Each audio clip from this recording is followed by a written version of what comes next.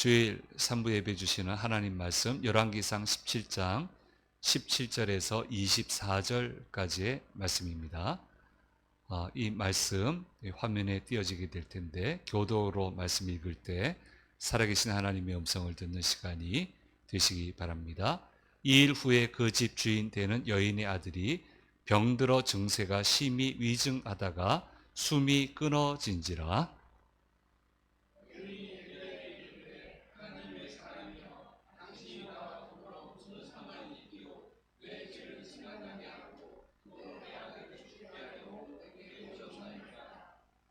엘리야가 그에게 그의 아들을 달라 하여 그를 그 여인의 품에서 받아 안고 자기가 거처하는 다락에 올라가서 자기 침상에 누이고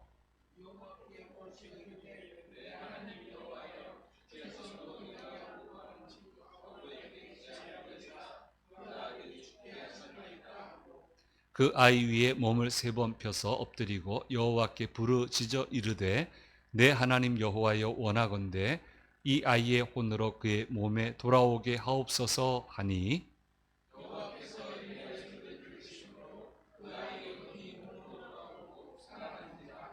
엘리야가 그 아이를 안고 다락에서 방으로 내려가서 그의 어머니에게 주며 이르되 보라 내 아들이 살아났느니라.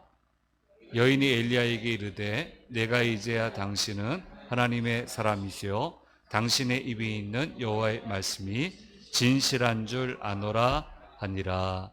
아멘. 주일 3부 예배 오신 우리 성도님들과 영상을 통해서 이 예배에 참여하는 모든 분들에게 주께서 주시는 크신 은혜가 함께 하시기를 간절히 소망합니다. 지금 아합 왕 시대를 우리가 묵상하고 있습니다. 다른 왕은 쉽게 넘어갔는데 아합 왕 시대는 좀 많이 성경은 기록을 하고 있습니다. 아합이라고 그러면 우리는 아주 악하다고 생각하는데 이스라엘에 있어서는 부흥기입니다. 전성기입니다. 참 좋은 시기였습니다. 강제 노역도 그렇게 많지 않고 먹고 살만하고 재미있고 하나님 없이도 얼마든지 잘 살 수 있는 그런 시기였어요. 기도 안 해도 되고 예배 안 드려도 되고 제사 안 드려도 되고 말씀이 눈치 안 봐도 얼마든지 잘 먹고 잘 살고 얼마든지 즐기고 사는 그런 시기였습니다. 근데 하나님은 이 상황이 굉장히 악화 일로를 걷고 있다라고 판단을 하셨습니다. 그래서 자칫 잘못하면 모든 하나님의 자녀들을 잃어버릴까봐 올곧은 신앙은 볼 수도 없고 변색된 신앙, 때 묻은 신앙, 그런 신앙이 정도인 줄 알고 완전히 하나님의 백성들이 무너지게 됐단 말이에요. 하나님 없이도 잘 되는데 왜 그러세요? 기도 안 해도 되는데 왜 그러세요? 그럴 수 있어요. 예배 잘 안 해도 잘 될 수 있어요. 기도 안 해도 잘 될 수 있고요. 그렇게 힘들어서 말씀 안 쫓아가도 잘 될 수 있어요. 근데 그래봐야 몇 년이에요. 그래봐야 몇 년입니까? 몇십 년? 그리고 나서 끝에 가서 어떻게 합니까? 다 후회하잖아요. 내가 왜 이렇게 살았나? 또는 하나님 없이 죽고 말아요. 몇십 년 그냥 잘 살다가 영혼을 잃어버리고 말아요. 근데 우리는 힘들게 살아요. 기도하느라고, 예배 드리느라고, 남들이 안 쓰는 시간 쓰느라고, 봉사하느라고 힘들게 사는데 살만합니다. 살만해요. 화려하게 못 살아? 아니, 우리는 우리 나름대로 화려하게 살잖아요. 남들이 인정 안 해줘서 그렇지. 남들이 인정 안 해줘서 그렇지. 이만하면 화려하게 살고 있잖아요. 그리고 나이 들면 들수록 서럽습니까? 아닌데. 얼마나 감사해요. 인생 헛살지 않은 게 얼마나 감사하고. 남들은 주님 만날 날이 다가오면은 가슴이 털컥 내려앉고 안색이 변하고 뭐 어쩔 줄 몰라 하는데 우리는 안 그렇단 말이에요. 응? 내일 눈 뜨면 주님 만나려나. 실제로 어느 권사님, 제가 설교 때 얘기했습니다.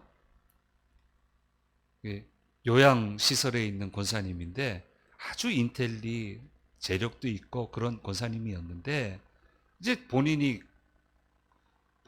관리할 수 있는 능력이 안 되고 가족들이 케어해 드릴 수 있는 영역을 벗어났어요. 그럼 어쩔 수 없잖아요. 그래서 그 시설에 가 있는데 그 권사님을 아는 목사님이 예배 드리러 가서 만난 거예요. 근데 권사님 뭐라고 얘기를 하냐면은 목사님 너무 행복해요. 목사님은 너무 안쓰러운데 저 똑똑한 권사님, 콧대 높았던 권사님이 왜 여기 와 있나 싶어서 눈도 못 마주치는데 권사님은 태연하게 목사님 저는 행복해요. 오늘 눈 뜨면 천국에서 주님 볼까? 또 아니면 내일 눈 뜨면 천국에서 주님 볼까? 날마다 그 설레는 마음으로 제가 살고 있어요 해서 목사님이 충격받고 야 우리 권사님 믿음이 내 믿음보다 낫다. 그렇게 얘기하는 것을 직접 저한테 얘기하시는 것을 제가 들었습니다. 직접 들었습니다. 아 이럴 수도 있구나. 다 두려워하고 쩔쩔매는데 얼마나 당당해요. 얼마나 감사해요. 그리고 주님 없으면 그냥 끝이잖아요. 거기서 우리는 그 다음부터는 영원한 생명이 있잖아요. 주와 함께 할렐루야 하며 살잖아요. 이게 비교가 안 되는 거잖아요. 근데 기도 안 해도 살 수 있다고? 하나님 없어도 얼마든지 잘 살 수 있다고? 그래서 아합이 얻은 게 뭐예요? 다 무너졌잖아요. 몽땅 무너졌잖아요. 그래서 이게 착시현상이에요. 착시현상. 하나님이 이스라엘 백성들, 내 자녀들을 모두 다 잃어버릴까봐 아무튼 이게 너무너무 걱정이 되셔서 그 다음 일을 도모하시기 위해 거룩한 구루터기, 우리 성경적인 표현으로 거룩한 씨앗을 남겨놓기를 원하시고 그 작업을 하고 계시는데 어디 모여서 같이 신앙을 지킬 수도 없어요. 상황이 이상하게 그렇게 됐어요.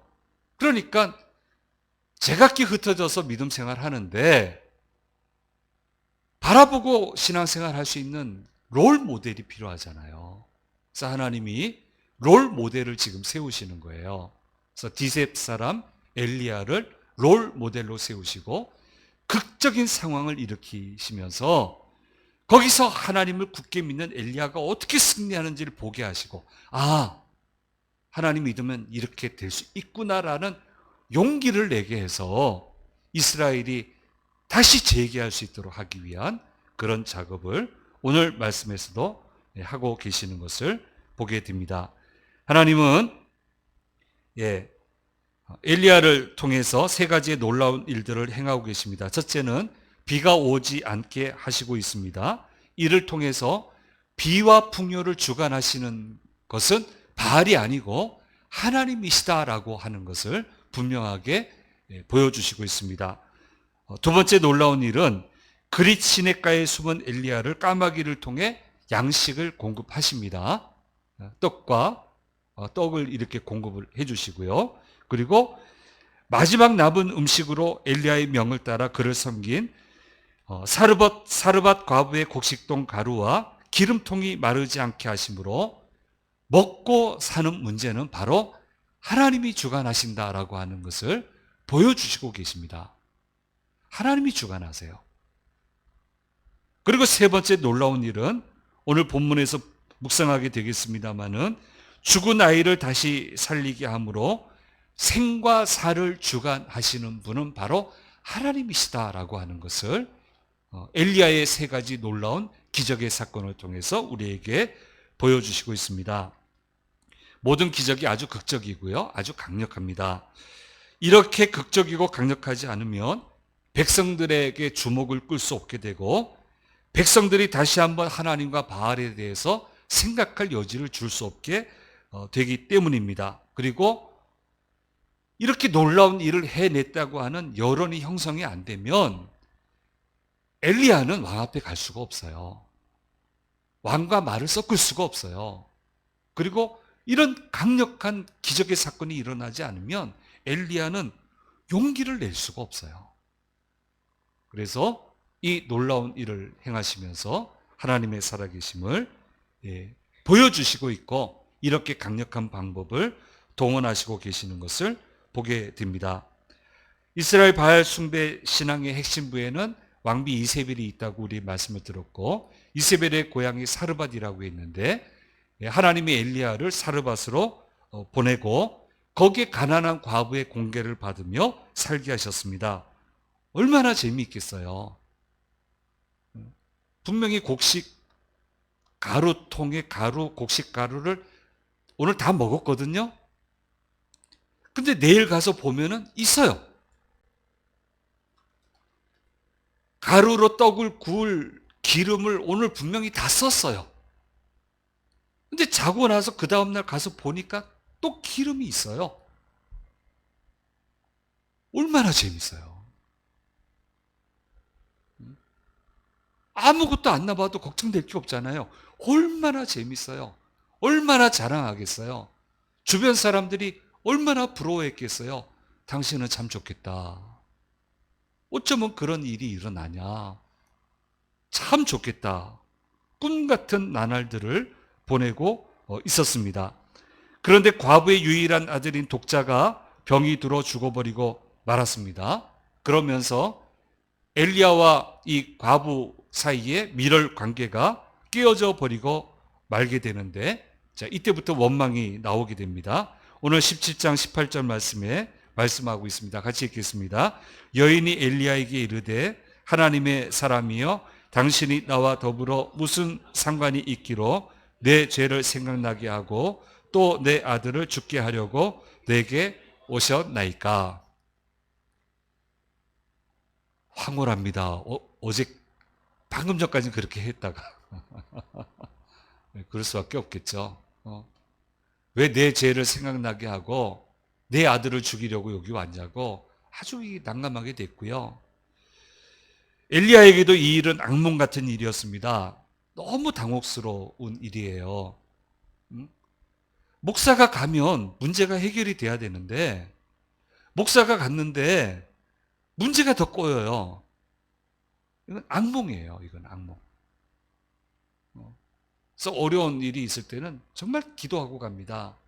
하나님, 제가 가서 풀렸다고 하는 이야기가 들려지는 축복을 제게 주세요. 이게 얼마나 심각한지 몰라요. 이게 죽다가도 살아나야 될 판에 멀쩡하게 살아있는 아들이 엘리야가 더군다나 그 집에 머물고 있는데 한순간에 죽어버리고 마니까 얼마나 악몽 같아요, 엘리야는. 근데 이 상황에 지지 않습니다. 아들을 달라고 그래. 하나님이 그런 마음을 주셨겠죠. 아들을 달라 하고 하나님께 간절히 기도를 하게 되는데 바로 그때 하나님이 그 기도를 들으셨다고 오늘 20절에서 22절 말씀에 말씀하고 있습니다. 같이 읽겠습니다.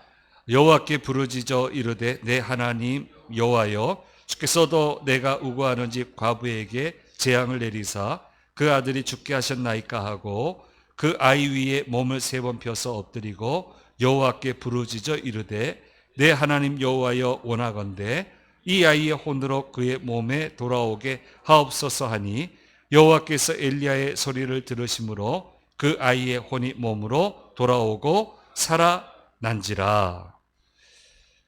엘리야의 믿음의 기도와 믿음의 행동을 보시고 흔들리지 않아요.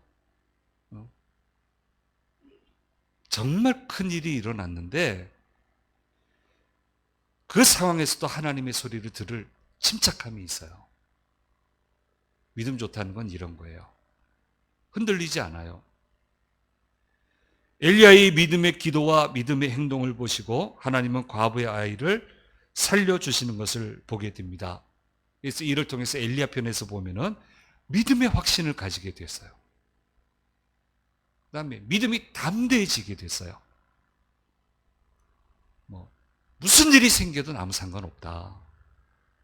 하나님이 나와 함께 하신다면 어떤 역경이 생겨도 아무 문제 될 게 없다라고 하는 강한 믿음의 확신을 엘리야 편에서는 가지게 됩니다. 그리고 이 과부 과정으로 보면은 이제 이세벨 고향 시돈 사람 아닙니까? 이 소문이 퍼져 나가는데 하나님이 여론전 하시는 거예요. 이거 가지고 여론을 만드시는 거예요. 이게 어떻게 가만히 있을 수 있겠어요? 막 여론전의 강력한 도구가 되는 거예요. 그래서 이 놀라운 일들이 그 지역 전체에 퍼지게 되고 이스라엘 안에 퍼지게 되고 이를 왕도 듣게 되고요. 백성들도 범상치 않은 사람이다 생각하니까 왕도 함부로 못해요. 함부로 못 건드리는 사람, 말을 나누는 사람, 나눌 수 있는 사람, 그 정도 위치에 있는 사람, 그렇게 하나님이 만들어 주시는 것을 보게 됩니다. 사랑하는 여러분, 하나님의 역사는 삶의 현장을 통해서 증명이 되어야 되는 겁니다. 삶을 살다 보면은 다양한 고통스러운 사건을 만나게 되는데 피하게 해달라 하는데 사실 못 피하더라고요. 그리고 그 고통이 오더라도요, 괜찮아요.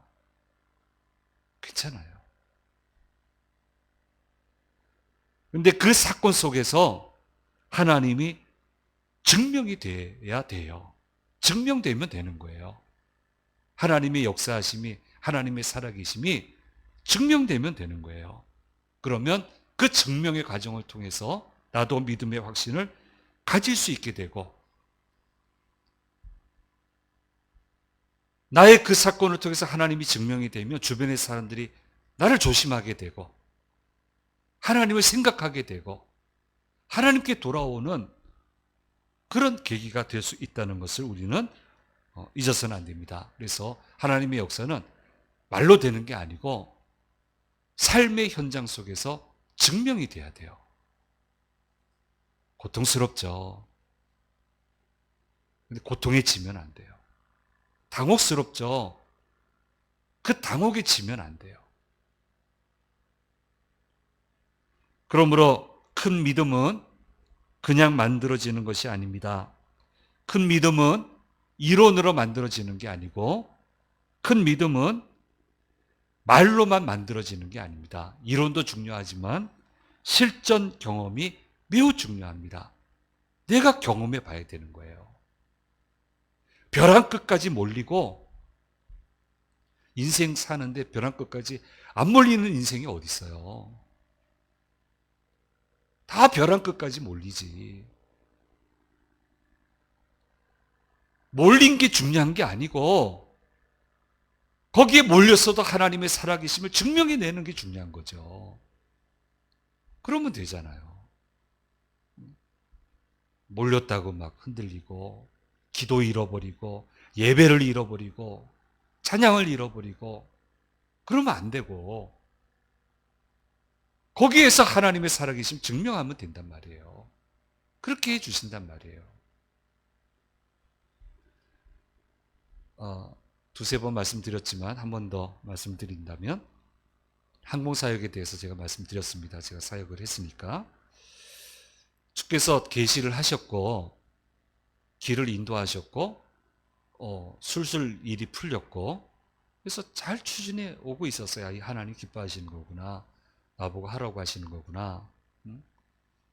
이것 때문에 외국 출장을 가야 되면 이상하게 설교를 하든 강의를 하든 항공료를 만들어 주세요. 그 월급으로 어떻게 갈 수 있겠어요? 교회에서는 이건 재정 후원 절대 하나도 안 받았으니까 이거는 이건 군사역이 아니니까 내가 안 받는다고. 근데 항공료 안 만들어 주시면 어떻게 가겠어요? 근데 꼭 그때 되면 항공료가 만들어져요. 그러니까 가는 거죠. 그러니까 야, 이 하나님 하라고 하시는구나 하고 잘 하고 마지막에는 이제 잘 과정이 잘 풀려서 항공선교 본부를 가게 됐어요. 미국 노스캐롤라이나의 샬롯이라고 하는 그쪽에, 그 지역에 항공선교본부가 있는데 순탄하게 잘 갔습니다. 야, 이 하나님이 이렇게 함께 하시면 이렇게 길이 열리는구나. 그래서 항공선교본부에 잘 갔더니 본부 사람들이 브레이크를 거네요. 왜 그러는 건지 모르겠어요. 한 번도 부정적인 말을 안 했고 환영한다고만 했지. 그럼 거짓말 한 거지 나한테. 그래가지고 거기까지 간 건데 온 사람한테 좌절을 주는 거예요. 제가 얘기하는 건 안 된다고. 말문이 탁 막히고 저녁에 숙소 돌아왔는데 기가 막히잖아요. 하나님, 나하고 무슨 억한 감정이 있으셔서 여기까지 이게 몇 시간 제가 온 겁니까? 다른 사람들 고개 갸우뚱거리는 사역을 한다고 여기까지 날라왔는데 왜 여기서 꺾으십니까, 하나님? 왜 나한테 망신하게 하십니까? 망신을 주십니까? 길이 없잖아요. 이 본부 사람들이 안 된다고 하는데. 그 잠도 자는 둥 마는 둥.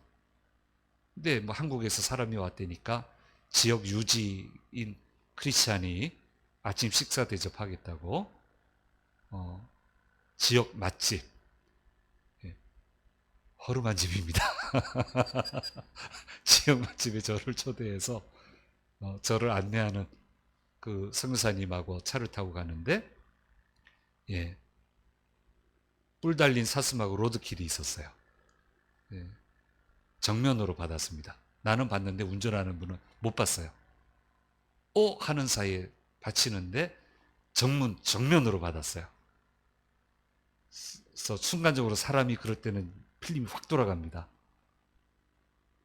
유리창 깨고 들어올 거고, 들어와서 발버둥 칠 거고, 그럼 나는 피투성이가 될 거고, 911에 실려갈 거고, 한국의 현역 군인이 사슴에 해가지고 911에 갔다는 뉴스가 나올 거고, 돌아가면 완전 망신당할 거고, 야, 내 인생 끝이다, 여기서. 그 생각이 딱 들어서 그냥 눈 감아버렸어요. 방법이 없잖아요. 그냥 꽝 하고 창이 짱 깨지고 파편이 팍 튀었어요. 근데 사슴이 막 몸부림쳐야 되잖아요. 아무런 일도 없어. 그래서 가만히 눈을 떠서 봤더니 그 사슴은 쩔룩거리고 숲으로 들어가고 있고, 앞유리 깨져야 되는데 제 조수 속 옆유리가 깨졌어요. 이게 깨질 수가 없어요, 여기는. 어? 이게 어떻게 여기가 깨져요? 이게 어떻게? 앞유리가 깨져야지. 여기 깨져서 파편이 튀어서 제 얼굴에도 몇 개 박히고 손에도 몇 개 박히는데 깊이 안 박혔어요. 살짝 박혔어요. 그래서 그거 다 떼내고 놀래가지고 미안하다고 못 봤다고 괜찮다고 뭐 별로 박히지도 않았는데 밥 먹으러 가자고 그래서 밥 먹고 돌아오는데 제게 주신 말씀은, 예, 왜 의심했냐, 왜 원망하느냐, 하나님이 이러실 거면 막으시지 미국까지 와서 저를 망신 주십니까? 예, 어떻게 주를 섭섭하게 한 일 별로 없는 것 같은데 어떻게 저한테 이렇게 망신 주십니까? 했는데, 예, 왜 원망하고 의심하느냐, 저희는 그런 메시지로 들었어요. 예, 그 다음부터는 뒤도 안 돌아봤어요. 예, 태연하게 돌아와서 사고당한 얘기는 안 하고 하나님이 길을 여시는데 내가 좀 이해가 안 돼서 그렇다고 이해를 시켜달라고 해서 그렇게 해서 파송했다니까요. 항공선교사를 파송했다니까요. 한 가정을. 안 될 사건들이 많았습니다. 이대로 끝나는가 보다. 뭐 할 수 없지. 몇 년 내가 노력하고 애를 썼는데 아깝게 됐어도 하나님 뜻이 있으면 하시겠지. 뭐, 안 하고 싶으면 하지 마세요. 하기 싫으면 하지 마세요. 근데 결국 가더라고요. 뒤도 안 들어봤어요. 견고한 믿음은 그냥 얻어지는 게 아닙니다. 이상하게 겪을 건 겪어야 되더라고요. 견고한 믿음은 말만으로 되는 게 아니에요. 자꾸 안 겪으려고 도망치는데, 안 겪으면 좋은데, 그래서 제가 얘기했잖아요. 안 겪어도 잘하겠습니다. 저는 그렇게 기도한다 했잖아요. 근데 이상하게 겪은 건 겪더라고요. 그런데 그 일들을 겪더라도 하나님의 말씀을 붙들고 그 일을 넘어서면 되는 거예요. 넘어서게 하신다는 거예요. 이렇게 계속 넘어서는 믿음의 행보를 계속해 나가면 그것이 모이고 모여서 담대한 믿음이 되는 거고, 이 담대한 믿음이 모여지게 되면 그것이 바로 큰 믿음이 되는 거예요. 그리고 하나님은 큰 믿음의 사람을 사용해 주시는 거예요. 그래서 이거 그대로 한 번 더 띄워놓으시고요. 한 번만 더 반복하겠습니다. 견고한 믿음은 말한다고 그냥 얻어지는 게 아니고 겪을 건 겪어야 되고, 할 수 있는 한 안 겪으시면 좋겠어요. 근데 겪더라도 걱정하지 말고 하나님의 말씀을 붙들고 울며 씨를 뿌리면 넘어서게 돼 있어요.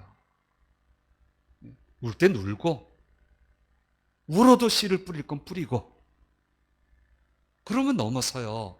그러면 이게 된다라는 확신이 생기니까 담대해지고, 믿음이 담대하면 큰 믿음이 되고, 그 정도 믿음이 되면 하나님이 큰 일을 그 사람과 함께 하시는 거예요. 이렇게 된단 말이에요. 엘리야는 이 과정을 겪게 돼요. 이 과정을 겪어서 처음부터 믿음도 좋았지만 어쨌든 그 정도 믿음 가지고 안 된다 생각하셨겠죠. 그래서 겪을 거 겪게 하시면서 믿음이 좋아지게 하시면서 그 믿음이 되게 하면서 놀라운 역사를 엘리야를 통해서 행하시는 것을 보게 됩니다. 또 하나님의 역사는 불편한 상황을 잘 넘어설 때 이루어지는 것을 보게 됩니다. 엘리야 입장에서 보면 과부와 관계가 이상하게 됐죠. 방금 전까지는 고맙다고 해놓고 이제는 저주를, 아주 섭섭하다는 소리를 다 합니다. 차라리 오지 말지. 방금 전까지만 해도 오셔서 감사하다 해놓고 지금은 왜 괜히 오셔가지고 우리 가정에 이 어려움을 주냐고. 얼마나 불편합니까? 그런데 이 힘들고 불편한 것을 잘 처리하고 넘겨요. 그리고 아들을 달라고 그러죠. 자기 거처에 데려가서 그 위에 누웠다 하잖아요. 쉽지 않습니다. 목사는 쉽게 하는 줄 아세요? 어렵습니다. 시신 모신 거 문만 열어도 일반 사람들은 기절하고 도망치더라고요. 저하고 같이 간 분은 도망치더라고요. 저는 뭐 태연히 보죠. 태연히 만지고. 그렇다고 쉬운 건 아닙니다. 그게 사람은 영물이라서 쉽지 않습니다. 그 차갑고 느낌이 이상하고 아이라도 그 아이의 몸을 눕혀서 눈과 눈, 코와 코, 입과 입을 딱 대고 기도하는 게 쉬운 줄 아세요? 그 불편한 거예요. 그런 마음을 주셨겠죠. 이 불편함을 잘 극복을 하고 침착하게 하나님이 원하시는 길을 잘 헤쳐나가게 됩니다. 그렇게 하니까 하나님이 그 기도를 들으셔서 아이의 영혼을 몸으로 돌려 보내주시는 것을 보게 됩니다. 그래서 하나님의 역사는 불편함을 잘 넘어서야만 일어나는 것입니다. 누가 불평을 하더라도 거기에 휩쓸리지 말고 묵묵히 하나님이 받으실 만한 행동을 지속적으로 하는 겁니다. 그게 뭡니까? 그게 신앙 고백이에요. 불편한 상황이지만, 불편한 여건이지만 거기에 휩쓸리지 않고 그럼에도 불구하고 하나님 받으실 만한 믿음의 행동을 하는 것, 그렇게 넘어서는 것, 그게 자기의 신앙 고백이에요. 믿음의 현 주소고. 이렇게 정확하게 엘리야는 신앙 고백을 했기 때문에 하나님의 역사가 일어나게 되는 것을 보게 됩니다. 이런 어려운 일들을 잘 극복해 나고 나니까 그 다음부터 엘리야의 위상이 완전히 달라집니다.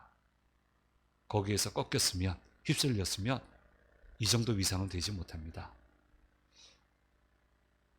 이 과정 안 밟고 요 정도 올랐으면 좋겠는데 우리는 늘 그렇게 생각하잖아요.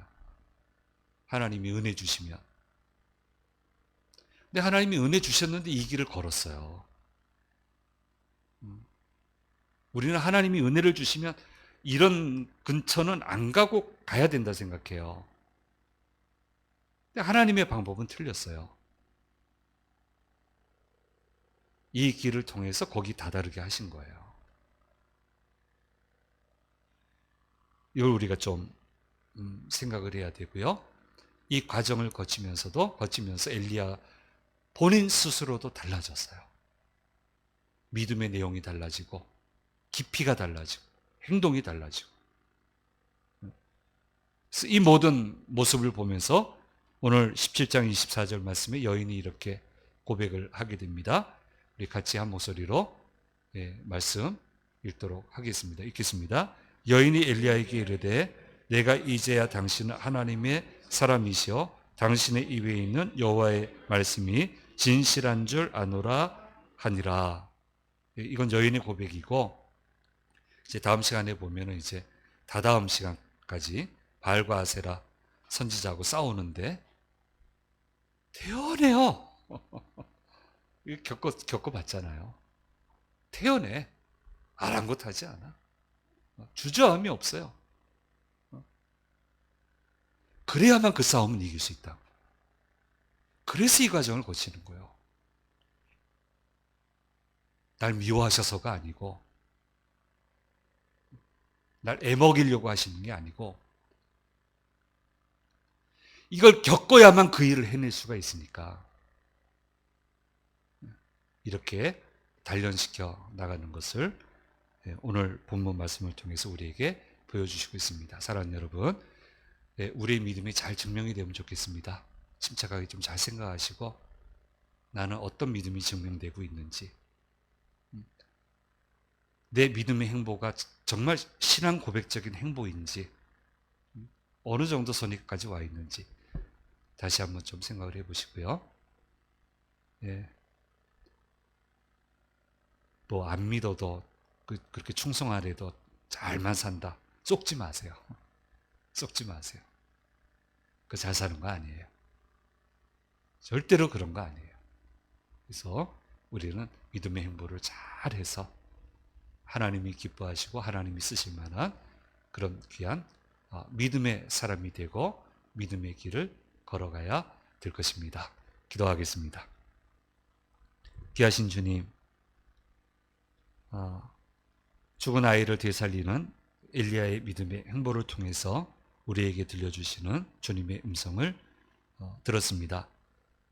불편하고 정말 감당할 수 없는 현실이 닥쳐왔지만 침착하게 하나님을 믿고 기도하며 하나님의 뜻대로 행함으로 이 모든 일들을 담대하게 극복해 내는 엘리야의 모습을 보았고, 이 과정을 잘 이겨나가면서 훌륭한 믿음의 사람이 되는 엘리야의 모습도 볼 수 있었습니다. 살아가는 과정이 쉽지는 않습니다. 너무나 어려운 일들이 많습니다만은 침착하게 모든 것을 극복해 나가는 엘리야의 믿음의 행보를 우리가 깊이 생각하게 하시고 우리도 그 믿음의 반열에 설 수 있도록 인도해 주시옵소서. 담대한 믿음, 큰 믿음이 돼서 하나님이 붙들고 큰 역사를 이루시는 데 쓰임받는 주님의 귀한 자녀들 될 수 있도록 인도해 주시옵소서. 이제 한 주간 시작합니다.